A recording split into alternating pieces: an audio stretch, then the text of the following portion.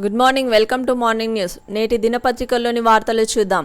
విలువల రత్నమా వీడుకోలు, పారిశ్రామిక జగజ్జేతకు అధికార లాంఛనాలతో అంత్యక్రియలు, తరలివచ్చిన ప్రముఖులు, వేల మంది ప్రజల నివాళి, ప్రపంచ దేశాల సంతాపం.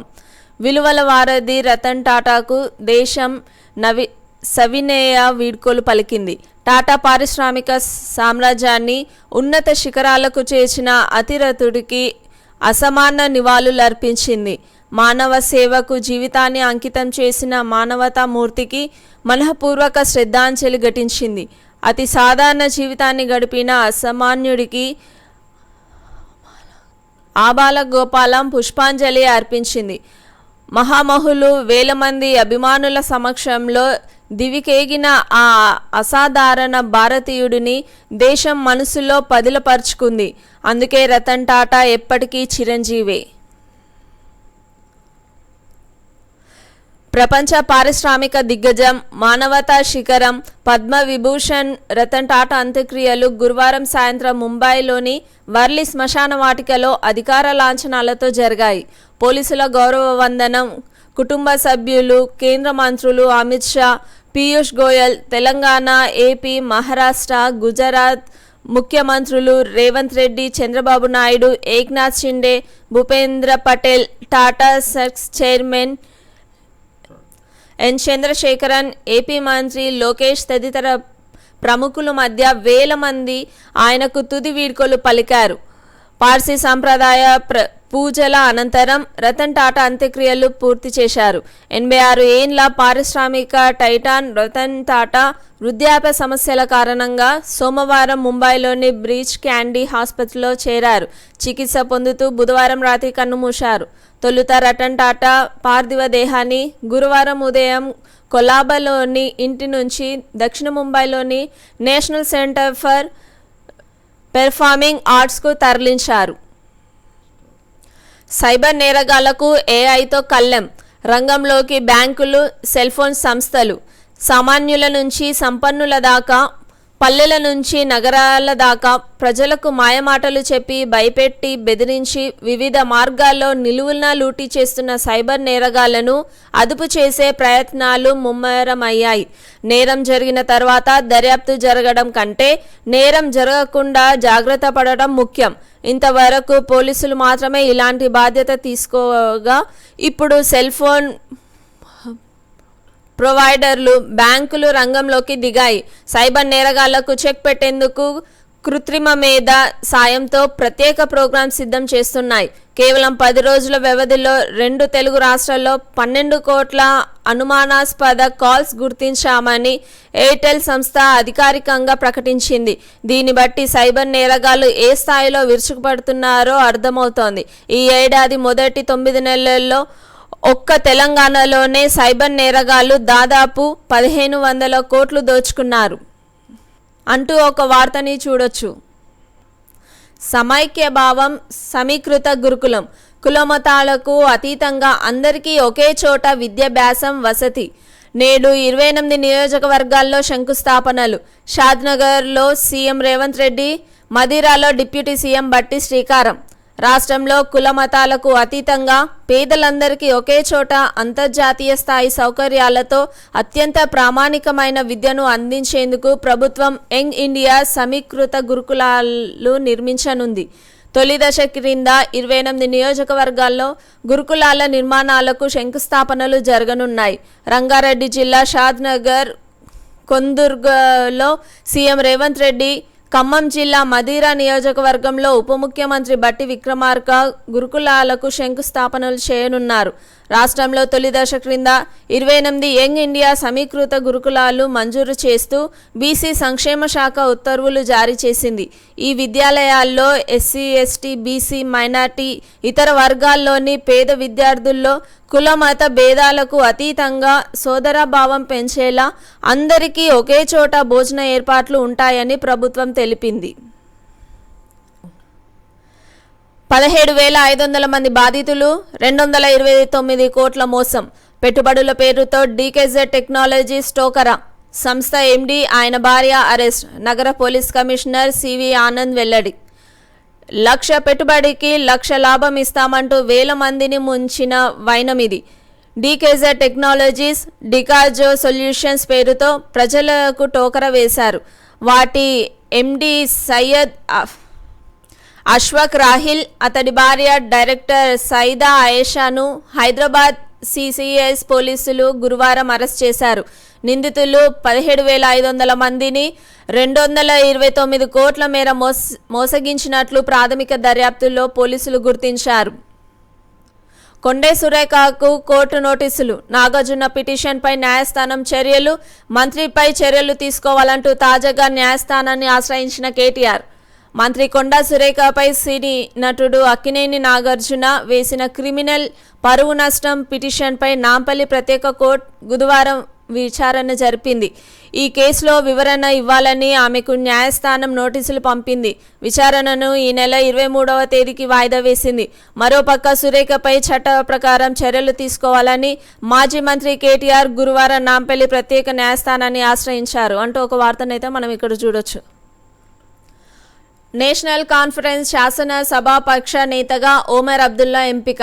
జమ్మూ కాశ్మీర్ అసెంబ్లీ ఎన్నికల్లో 42 స్థానాలు గెలుచుకొని అతిపెద్ద పార్టీగా అవతరించిన నేషనల్ కాన్ఫరెన్స్ శాసన సభాపక్ష నేతగా ఒమర్ అబ్దుల్లా ఏకగ్రీవంగా ఎన్నికయ్యారు. ఆ విషయాన్ని ఎస్సీ అధ్యక్షులు ఫారూక్ అబ్దుల్లా గురువారం వెల్లడించారు. 90 అసెంబ్లీ స్థానాలున్న జమ్మూ కాశ్మీర్లో ఇటీవల జరిగిన ఎన్నికల్లో ఎన్సీ కాంగ్రెస్ కూటమి 48 సీట్లు గెలుచుకుంది.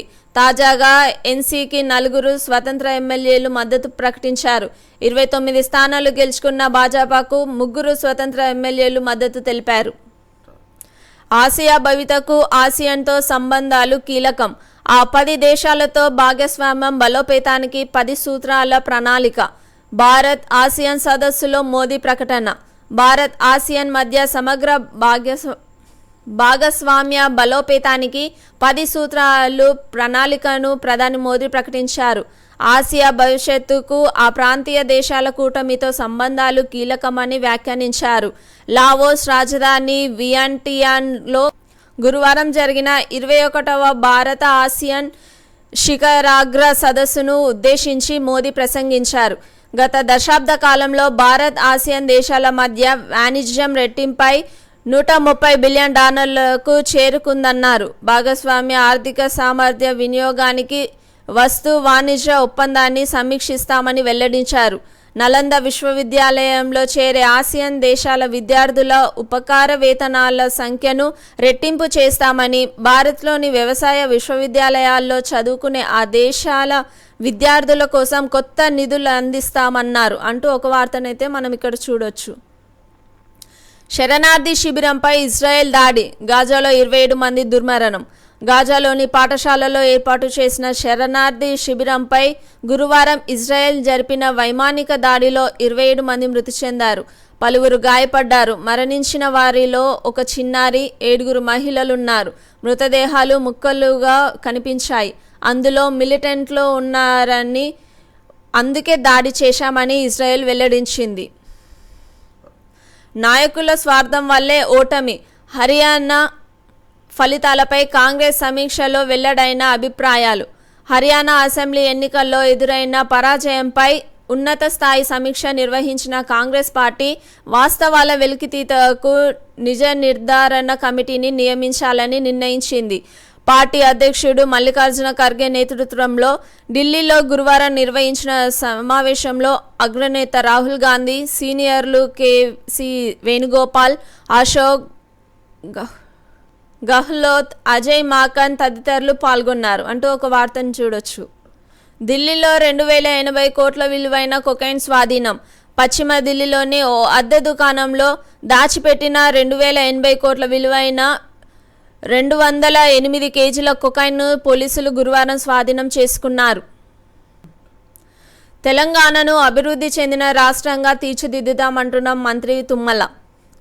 ప్రకృతిని పరమేశ్వరిగా ఆరాధించడమే బతుకమ్మ. ఏపీ ఉప ముఖ్యమంత్రి పవన్ కళ్యాణ్.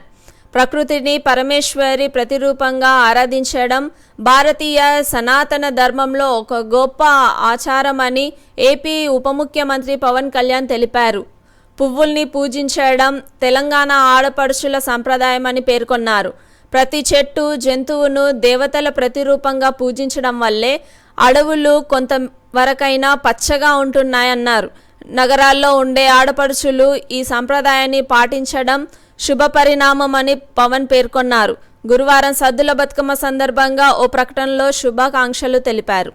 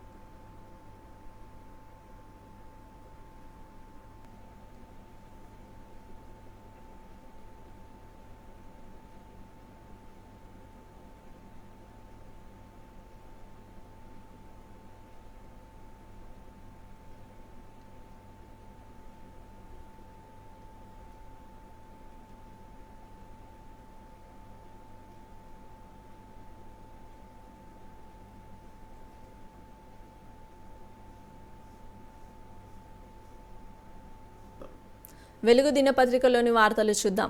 రతన్జీ ఇక సెలవు. ముంబైలో ముగిసిన రతన్ టాటా అంత్యక్రియలు అధికారిక లాంఛనాలతో నిర్వహించిన మహారాష్ట్ర ప్రభుత్వం.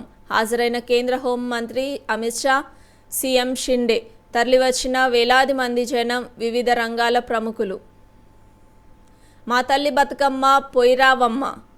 9 రోజులు తీరొక్క పూలతో ఆడబిడ్డల ఆటపాటలతో ఉయ్యాలలూగిన బతుకమ్మ గంగమ్మ ఓడికి చేరింది. గురువారం సద్దుల బతుకమ్మ సంబరాలు రాష్ట్రమంతా ఘనంగా జరిగాయి. హైదరాబాద్లోని ట్యాంక్ బండ్పై వేల మంది ఆడబిడ్డలు ఒక్కచోటకు చేరి బతుకమ్మ ఆడారు. రాష్ట్ర ప్రభుత్వం ఆధ్వర్యంలో జరిగిన ఈ వేడుకల్లో మంత్రులు, ఉన్నతాధికారులు పాల్గొన్నారు. వరంగల్ పద్మాక్షి గుట్ట, కరీంనగర్ టవర్ సర్కిల్, నిజామాబాద్ పూలాంగ్ చౌరస్తా, ఇట్లా ఎటు చూసినా యావత్ తెలంగాణ పూలవనమైంది. సాయంత్రం నుంచి రాత్రి దాకా ఆడబిడ్డలు బతుకమ్మ ఆడి ఆ తర్వాత చెరువుల్లో, కుంటల్లో నిమజ్జనం చేశారు. ఆర్థిక పరిస్థితిని చక్కదిద్దాలి. అధికారులకు సీఎం రేవంత్ ఆదేశం. RRR మెట్రో విస్తరణ, మూసీ రివర్ ఫండ్తో రియల్ ఎస్టేట్కు ఊపు. జీఎస్టీ రాబడి, ఆడిటింగ్ పక్కాగా ఉండాలి.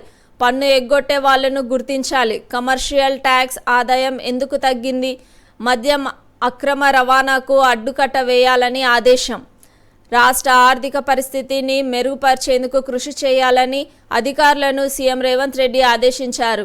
ఈ ఆర్థిక సంవత్సరానికి నిర్దేశించుకున్న లక్ష్యం మేరకు ఆయా శాఖలు ముందుకు వెళ్లాలని సూచించారు. ఎక్కడెక్కడ ఇబ్బందులున్నాయో గుర్తించి సరిచేసుకోవాలన్నారు. రాష్ట్రంలో జీఎస్టీ ఎంట్రీ కాకుండా చాలామంది వ్యాపారులు కోట్ల రూపాయల బిజినెస్ చేస్తున్నారని, అటువంటి వారిని గుర్తించి చర్యలు తీసుకోవాలని ఆదేశించారు. సొంత రాష్ట్రానికి వెళ్ళండి. తెలంగాణలో పనిచేసిన 8 మంది ఏపీ కేడర్ IAS, IPSలు కేంద్రం ఆదేశం. లిస్టులో వాణిప్రసాద్, వాకాటి కరుణ, ఆమ్రపాలి, రోనాల్ రోజ్, ప్రశాంతి, అంజనీ కుమార్, అభిలాష్ బిస్త్, అభిషేక్ మహంతి. ఏపీలో పనిచేస్తున్న 5 తెలంగాణ కేడర్ IASలకు వర్తింపు. తమను తెలంగాణ కేడర్లో కొనసాగించాలని విజ్ఞప్తి చేసిన 8 మంది ఆల్ ఇండియా సర్వీసెస్ అధికారులకు కేంద్ర ప్రభుత్వం నో చెప్పింది. ఈ నెల 16వ తేదీలోగా సొంత కేడర్ ఆంధ్రప్రదేశ్లో రిపోర్ట్ చేయాలని స్పష్టం చేసింది. ఈ మేరకు గురువారం department of personal and training ఆదేశాలు జారీ చేసింది. ఈ లిస్టులో సీనియర్ IASలు వాణిప్రసాద్, వాకాటి కరుణతో పాటు ఆమ్రపాలి, కాటా, రోనాల్ రోజ్, ప్రశాంతి ఉన్నారు. ఐపీఎస్లలో అంజనీ కుమార్, అభిలాష్ బిస్ట్, అభిషేక్ మహంతి ఉన్నారు. అలాగే ఆంధ్రప్రదేశ్లో పనిచేస్తున్న తెలంగాణ కేడర్ ఐఏఎస్ అధికారులు ఎస్ఎస్ రావత్, అనంతరాము, లోతేటి శివశంకర్, సృజన్, హరికిరణ్ను కూడా తెలంగాణకు రిలీవ్ చేస్తూ డిఓపిటి ఉత్తర్వులు ఇచ్చింది. హీరో మంచు విష్ణు వాయిస్ దుర్వినియోగం చేయొద్దు. ఆయనకు సంబంధించిన అవమానకర లింకులు తొలగించాలి. పరువు నష్టం దావా కేసులో ఢిల్లీ హైకోర్టు ఆదేశాలు. హీరో మంచు విష్ణు పేరు, గొంతు, ఆయన తీసిన సినిమాలను ప్రత్యక్షంగా పరోక్షంగా దుర్వినియోగం చేయొద్దని యూట్యూబర్లను ఢిల్లీ హైకోర్టు హెచ్చరించింది. ఆయనకు సంబంధించిన అవమానకరమైన లింకులను నిలిపివేయాలని ఐటీ, టెక్నాలజీ మంత్రిత్వ శాఖలను కోర్టు ఆదేశించింది. ప్రతివాదులుగా ఉన్న యూట్యూబర్లు 48 గంటల్లోపు ఈ లింకులను తొలగించాలని ఆదేశాలు ఇచ్చింది. లేని పక్షంలో వారి ఛానల్ను నిషేధిస్తామని హెచ్చరించింది. బతుకమ్మ ఉయ్యాలో ట్యాంక్ బండ్పై సంబరంగా సద్దుల బతుకమ్మ. కళాకారుల ప్రదర్శనలు, ఆడిపాడిన ఆడబిడ్డలు, హాజరైన మంత్రి సీతక్క, ప్రజాగాయని విమలక్క, పటాకుల మోత, లేజర్ షోలతో వెలుగులు. ట్యాంక్ బండ్పై ప్రభుత్వం అధికారికంగా నిర్వహించిన సద్దుల బతుకమ్మ వేడుకలు అంబరాన్ని అంటాయి. వేలాది మంది ఆడబిడ్డలు బతుకమ్మ ఉయ్యాలో అంటూ ఆడి పాడారు. పటాకుల మోత, లేజర్ షో వెలుగులతో ట్యాంక్ బండ్ పరిసరాలు మెరిసిపోయాయి. సాంస్కృతిక కార్యక్రమాల మధ్య సద్దుల బతుకమ్మ వేడుకలు ఘనంగా జరిగాయి. తెలంగాణ సాంస్కృతిక శాఖ ఆధ్వర్యంలో ఏర్పాటు చేసిన పోతురాజుల విన్యాసాలు, శివసత్తుల పూనకాలు అందరినీ ఆకట్టుకున్నాయి. ట్యాంక్ బండ్పై ఉన్న తెలంగాణ అమరవీరుల స్మారక స్తూపం నుంచి వేలాది మందితో ప్రారంభమైన బతుకమ్మల శోభయాత్ర రోటరీ క్లబ్ వరకు సాగింది. ఈ మేరకు ఈ వేడుకలకు మంత్రి సీతక్క ముఖ్య అతిథిగా హాజరయ్యారు అంటూ ఒక వార్తనైతే ఇక్కడ చూడొచ్చు.